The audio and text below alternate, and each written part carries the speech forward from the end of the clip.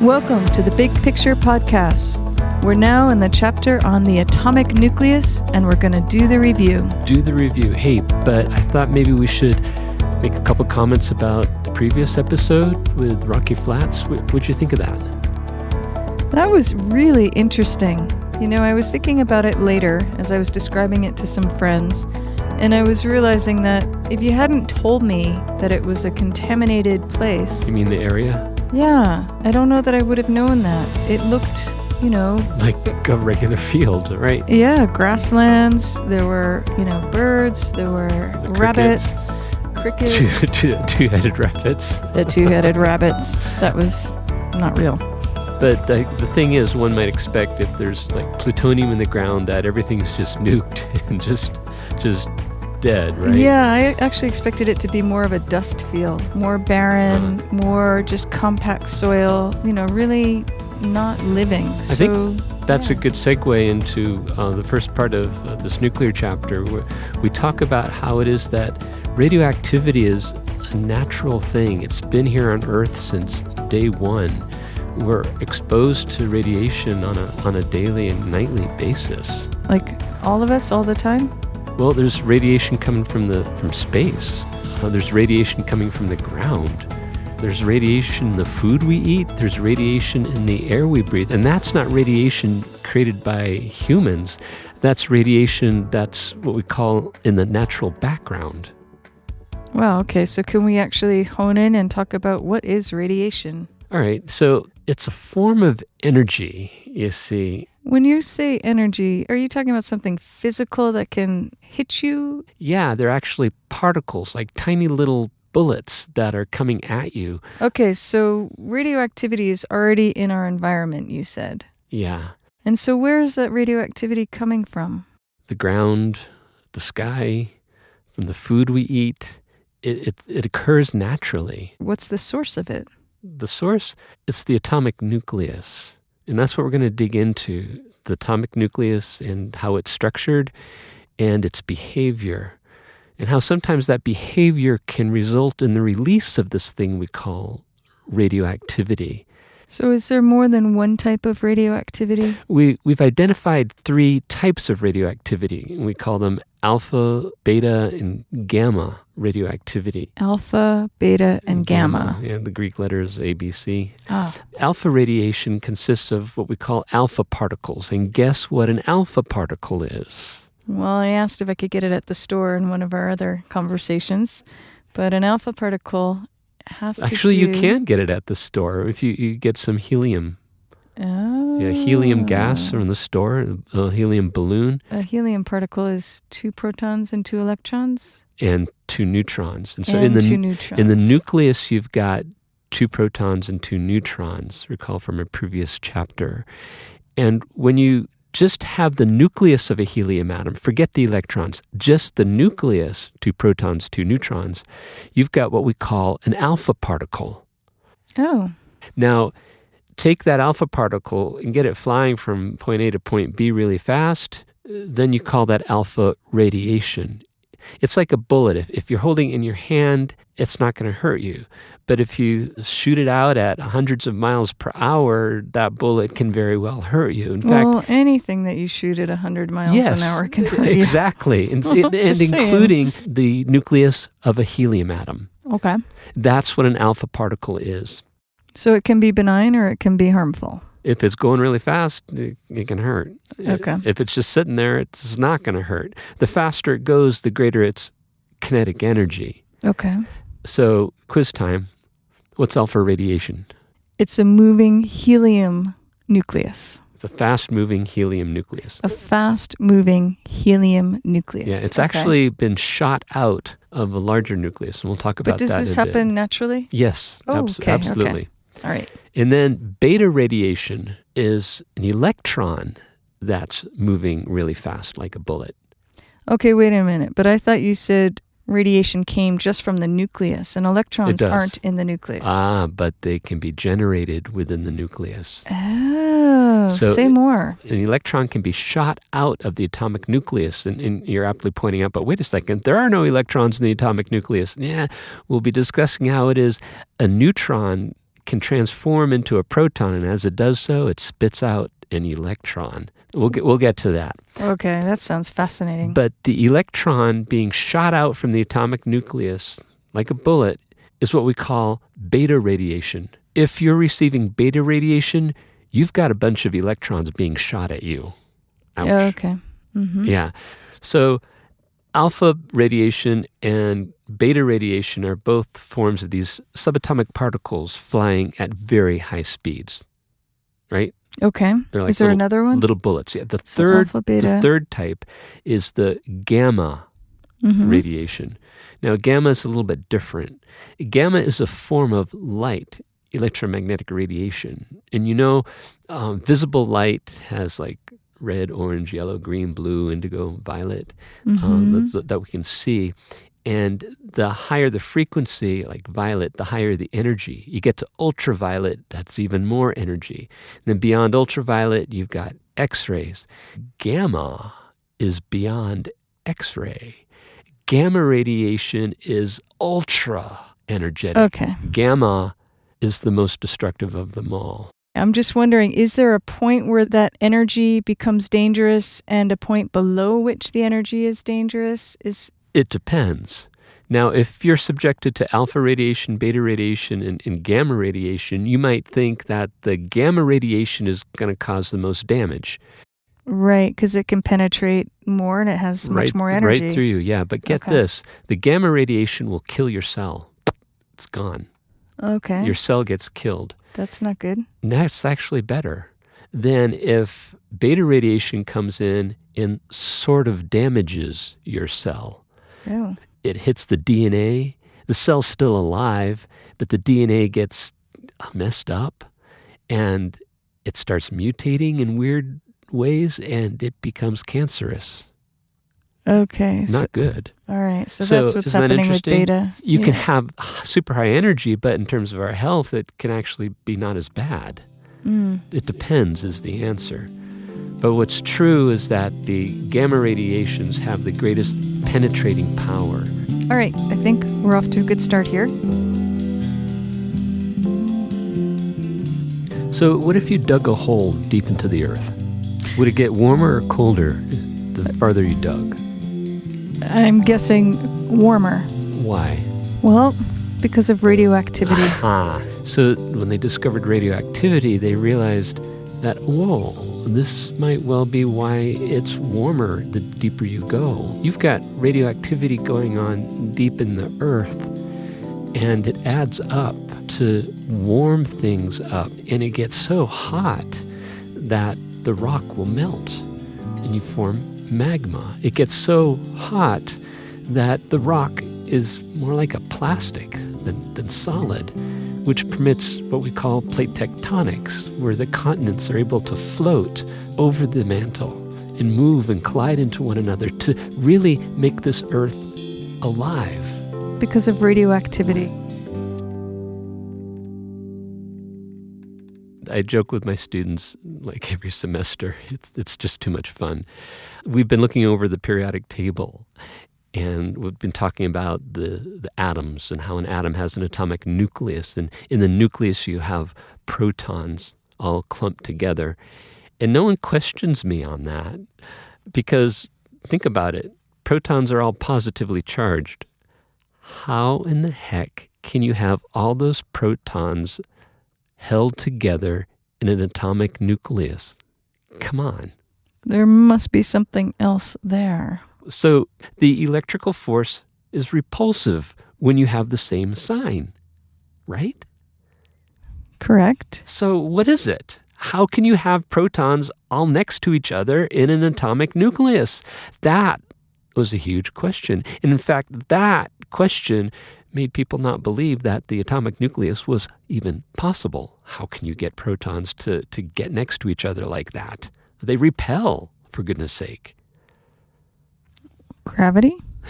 That's a good question. Maybe it's gravity that's holding them together. Maybe the electric force just doesn't apply when you get to the atomic nucleus. Something really sticky? Yeah, actually. Something really sticky. Yeah, that's the one. Because the idea of the electric force doesn't apply in the atomic nucleus goes against the idea of it being a universal force. You can't say it's a universal force except in the atomic nucleus. No, the idea is that the electrical force of repulsion is still at play, but there must be something else we haven't yet discovered that's allowing it to stick together. And thus was introduced this notion of what's called the nuclear force.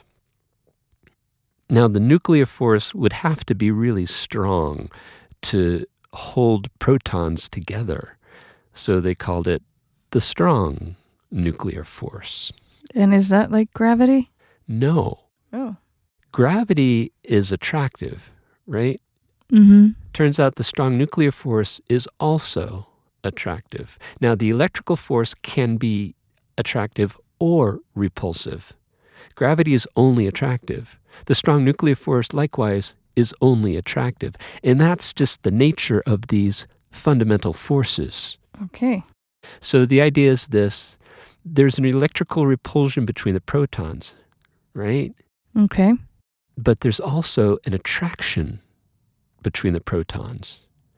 The protons, they repel by virtue of the electrical force, but they also attract each other by virtue of the strong nuclear force. And are those two very different forces, or is it one force doing two different things? Two very different forces, as far as we know right now here in this part of the universe. Two very different forces, and they're both occurring at the same time. A proton can be attracted to another proton. Okay, it's attracted by virtue of what we call the strong nuclear force. And at the same time, it's repelled by the electrical force because two positive charges repel. So there's this battle between the two. And who wins? Well, that's where the neutrons come in. Remember, what's a neutron? It is a particle with no charge in the nucleus. Yeah, it's a nucleon. So it's found in the nucleus, and it has no electrical charge. But what do you think about the strong nuclear force? Can it also be affected by the strong nuclear force? Yes. Now, the nuclear force is something exerted by all nucleons. And two examples of nucleons are?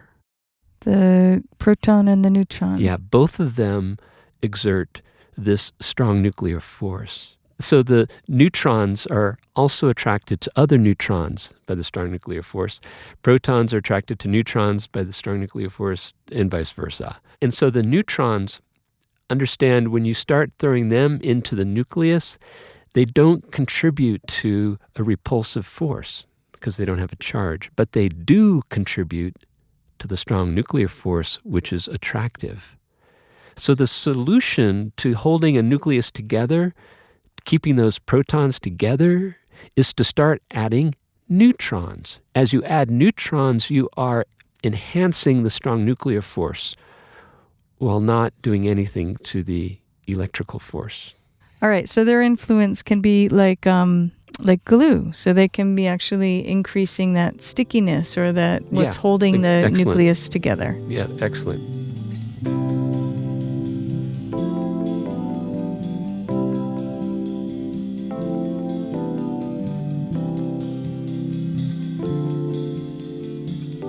Ideally, for a nucleus to be stable, you want a 1-to-1 ratio of protons to neutrons. If you've got 2 protons, you need 2 neutrons. And that's there's your alpha particle. There's your alpha particle, right? Which is also a helium particle.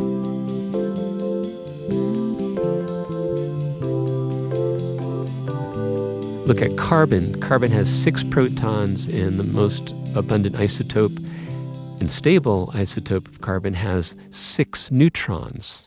So 6 protons, 6 neutrons. And that's a 1-to-1 ratio.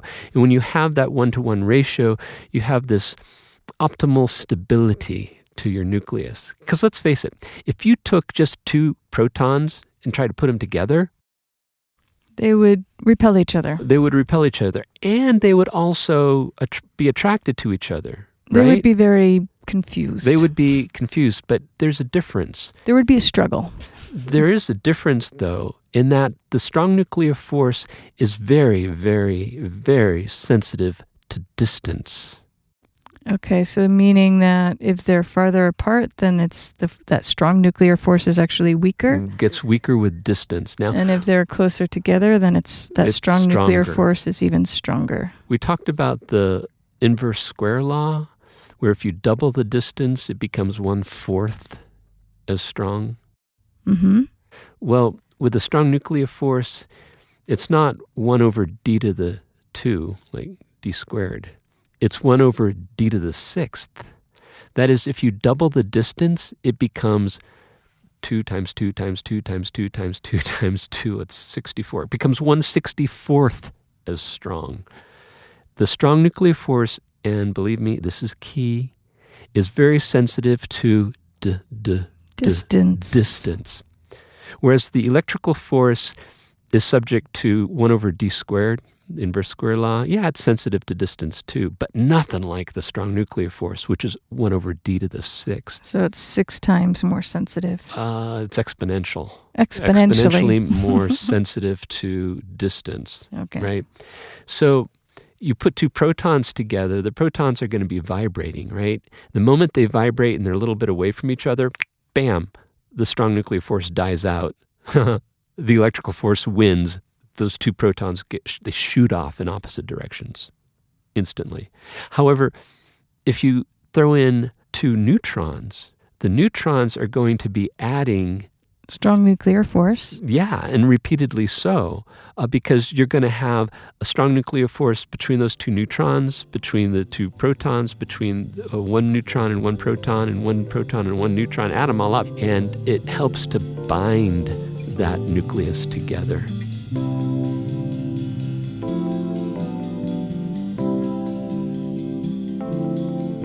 So what would happen if you just had a bunch of neutrons? Would a bunch of neutrons stick together all by themselves?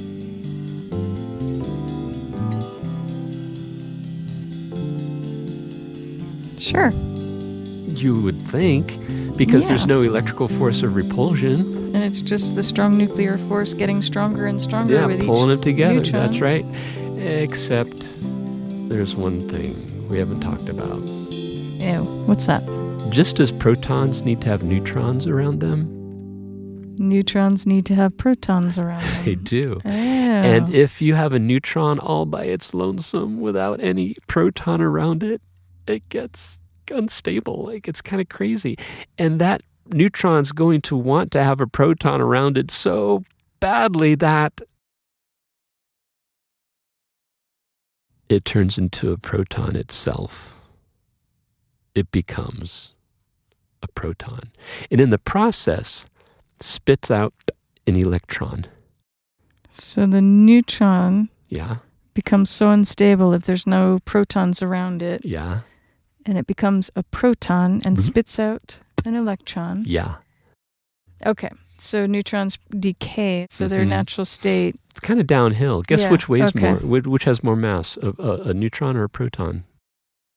Well, from what you just said, a neutron. Wow, you got it. Excellent, excellent. Not that much, but enough. So you see, what's happening there is that electron is getting spit out. Guess what you might call that electron flying really fast? That was the beta. That's exactly the beta radiation, where we detect it as beta radiation. And that's exactly where beta radiation comes from. Whenever you've got beta radiation, it's the result of a neutron somewhere in some nucleus transforming into a proton. Cool. Well, here's the deal. When you start making a nucleus bigger and bigger, that 1-to-1 ratio doesn't work so well anymore. Here's the thing. As you get a nucleus that's larger and larger, distance becomes a factor. Pick a really large nucleus. Go ahead, anyone. Uranium.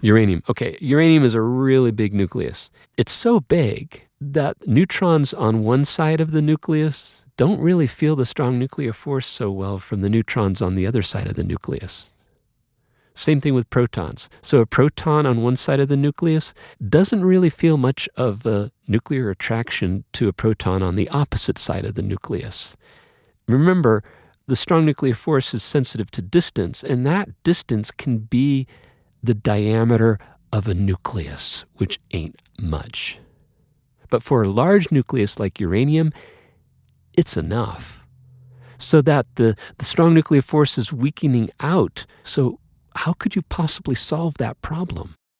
Add more glue. Add more glue, which comes in the form of neutrons. Add more neutrons. And so that's exactly why for larger atomic nuclei, you'll find it's not a 1-to-1 ratio. You'll have like a 1 to 1.4 ratio, or maybe a 1 to 2 ratio, where you've got, for every one proton, you've got 1.4 neutrons. For every one proton, you've got more neutrons. Because you need more glue. Because you need more glue. Got that? Got that. All right. Do you see the problem? Yes. You had one problem, you solved it, but you created another problem. What's this other problem?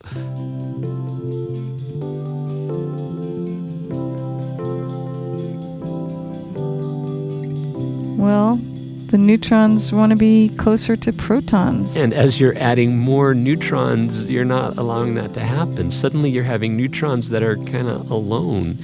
And does a neutron like being alone like that? And they just become unstable. Yeah. And it will turn into It'll turn into a proton. Now, does that help? Release an electron. And release an electron. But now, does that help make the nucleus stable when a neutron is transforming into a proton? No, because even though it still has some strong nuclear force, it's increasing the amount of electric force. Repulsion, yeah. Repulsion. Yeah. So you're adding to the repulsive electrical force, and it just makes it more unstable. So what has to happen when you have a large nucleus like that? To increase the stability, you need to shed protons.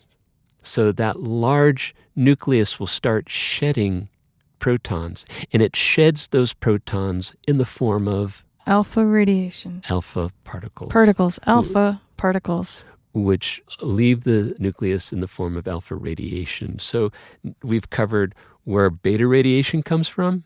That's when a neutron bloop, spits out an electron. And now what we're looking at is where alpha radiation comes from. It's when a large nucleus is trying to shed protons. Oh, I just got it. Why you can go to the grocery store and buy alpha particles. Yeah.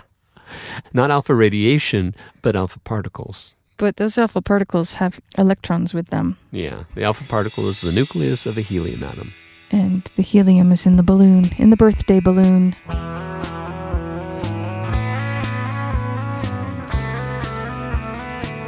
Understand that when you have radioactivity coming from an atom, you're having a change in the number of protons and neutrons within the nucleus. So with beta radiation, you've got a neutron transforming into a proton. And as the neutron transforms into a proton, bloop, it spits out an electron. Yeah. So understand it spit out an electron, but one of those neutrons turned into a proton, and it now has another proton. And so what happens to the atomic it goes number? Up by 1. It goes up by 1. Yeah, you're going up by 1 in the periodic table. So whenever you have beta radiation, you got to understand somewhere a nucleus just went up by 1 in the periodic table. So you've changed the element. You've changed the element. And that process is called transmutation. Yeah. So how about when a large nucleus emits an alpha particle? All right. Well, an alpha particle is 2 protons and 2 neutrons. Yeah. So you're losing 2 protons. Yeah. And so it will have to go down by 2. Yeah. And key here is that we define an atom by the number of protons it has. So if it's losing 2 protons, you're going down in the periodic table by 2 positions. Again, you have transmutation. Yeah. So if you have a radioactive element such as uranium-238, you'll find it will turn into a thorium as it loses an alpha particle. But then thorium is a beta emitter, so it turns into protactinium. Protactinium loses an electron, which means it's gaining a proton. So protactinium goes back up to uranium, but not uranium-238, uranium-234. A series of transmutations. The uranium-234 then emits an alpha particle and it turns into thorium-230. It's a sequence of decays. And after the end of that sequence, what has happened to the uranium atom? It's turned into thorium, then it's turned into protactinium, then to uranium, back to thorium, then to radium, then to radon, then to polonium. It's a cascade down, leading all the way to It looks like lead. Lead. This is a great chart here. Show notes. About how uranium-238 decays to lead-206. 206. Yeah, and there's a beautiful worksheet on this. Show notes. I encourage you all to work on, see how this works. And that's how they'll do some dating of rocks. You'll know that all the lead-206 that's within that rock, those used to be uranium atoms. Those used to be uranium-238 atoms. And so how much lead-206 you have in there tells you how long that rock has been sitting there.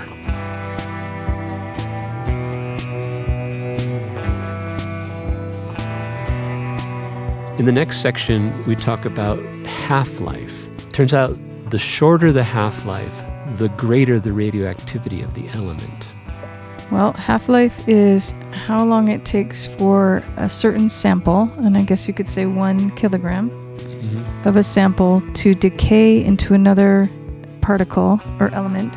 When we say decay, we mean it's like falling apart. It's no longer what it was. Well, it's what you were just talking about, transmutating into another particle. And when uranium-238 transmutes, it's no longer uranium-238.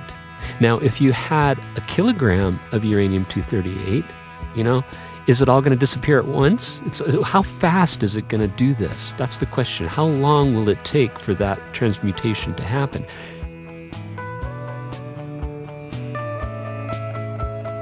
If your isotope is really radioactive, it's going to happen like that. If it's not very radioactive, it's going to take a long time. Half-life is defined as the amount of time it takes for you to get to half of what you once had.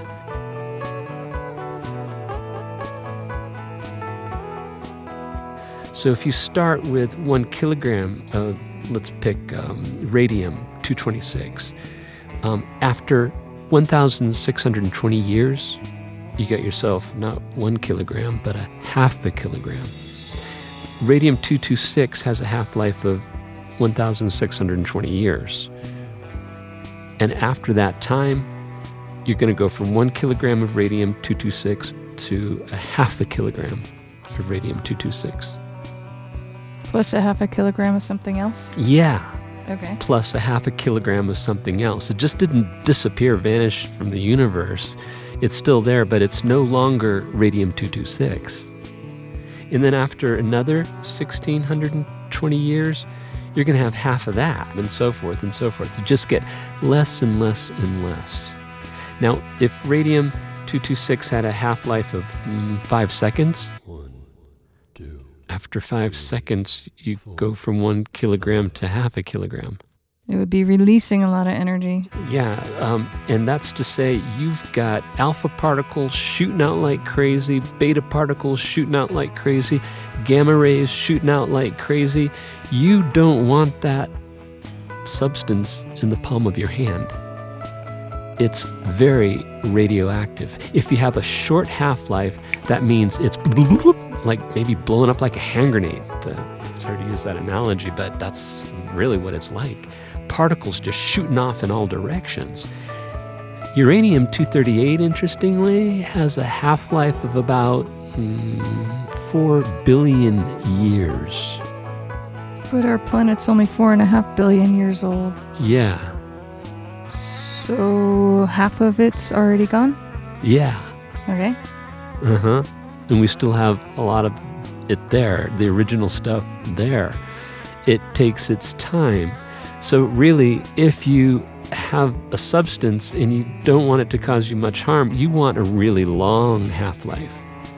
So That's how it is. Holding a gram of uranium-238 is much safer than holding in the palm of your hand a gram of radium-226, which has a much shorter half-life. So it's an inverse thing, right? The shorter the half-life, the more radioactive it is. Okay, so just for comparison then, what's the half-life of carbon? Carbon-12, carbon-13, or carbon-14? Which isotope are you talking about? Carbon-14. So carbon-14 of the isotopes of carbon, that's the one isotope that's radioactive. Carbon-12, it's got a 6-to-6 ratio of protons to neutrons. It's not radioactive. Carbon-13, that's not radioactive either. It's got 6 protons, 7 neutrons. That's good enough. But when you get to 6 protons and 8 neutrons, 6 plus 8, that's 14. That's carbon-14. You get a situation there where you got too many You get too many neutrons. You start getting unstable. It gets unstable. And so it turns out it's radioactive. Carbon-14 is radioactive, and it has a half-life, I'm looking right here on the book, 5,730 years. So that's a relatively short half-life compared to uranium. That's right. Carbon-14 is far more radioactive than is uranium-238. So, and we have carbon-14 in our body. We have carbon-14 in the air we breathe. In the food we eat. Because from the air, you get the food. Now, the chain of events, it's fascinating. From space, you've got radiation coming down at us, right? Mm-hmm. One form of radiation we haven't talked about, it's just a stream of neutrons. I know they have a half-life and they disappear real quickly, but you can have neutrons flying through the atmosphere. And a neutron can collide with a plain old nitrogen isotope, nitrogen-14. And like with the little billiard ball physics, the neutron goes in and it kicks out a proton. And so that nitrogen atom turns into a carbon atom because it's lost a proton. And you'll see the consequence is carbon-14. That carbon-14 used to be the nitrogen in our atmosphere. So now you have this radioactive carbon in our atmosphere. And carbon loves to chemically bond with oxygen, and you have carbon dioxide. Plants absorb that radioactive carbon dioxide into their plant matter. Then the cow comes along and eats that plant matter, and now the carbon-14 is in the cow. Carbon-14 created in the atmosphere by radiation from space turns into carbon dioxide, radioactive carbon dioxide, because it has a carbon-14 carbon isotope in it. That radioactive carbon dioxide is absorbed by a plant via photosynthesis. Now a cow comes along and eats that plant. The carbon-14 is now in the cow. Somebody comes along and eats the cow. Milk. Somebody comes along and drinks the milk from the cow. Now that radioactive carbon-14 is in you. So you see, you can't eat something, be it animal or plant, without absorbing carbon-14 into your body. It's just all over the place. This concentration isn't much, but it's all over the place, enough to be measured. Hold a Geiger counter up to anybody and it's going to go because of the radiation coming from your body, which came from the food you eat, which came from photosynthesis, which came from the sky. It's all connected. Guess what you stop doing after you die? Eating. Yeah, you stop eating. And once you stop eating, you're no longer taking in carbon-14 anymore. And carbon-14 has a half-life of about, 5,000 years? It's right here. Yeah, about 5,730 years. If you died 5,730 years ago, you're going to have half the amount of carbon-14 in you than someone who's still alive. So hold the Geiger counter up to any living matter that's been dead for 5,730 years, and the Geiger counter is going to read half.